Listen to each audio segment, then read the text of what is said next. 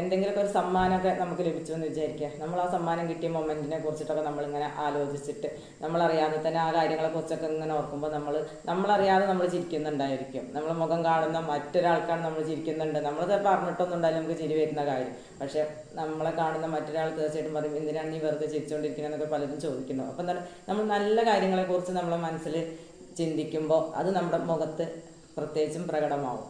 അതുമാതിരി മറ്റുള്ളവരെ കുറിച്ച് ഉള്ള ദേഷ്യമോ അല്ലെങ്കിൽ അവരോടുള്ള വെറുപ്പോ അല്ലെങ്കിൽ എന്തെങ്കിലുമൊക്കെ നമ്മൾ അങ്ങനത്തെ കാര്യങ്ങളാണ് ചിന്തിക്കുന്നത് നോക്കി നോക്കും, നമ്മുടെ മുഖമൊക്കെ വലിഞ്ഞ് മുറുകി കറുത്ത് ഇരുണ്ട് അങ്ങനെ ആവാറുണ്ട്. അതൊക്കെ ശ്രദ്ധിക്കുമ്പോൾ നിങ്ങൾക്ക് മനസ്സിലാവുന്നുണ്ടാവും.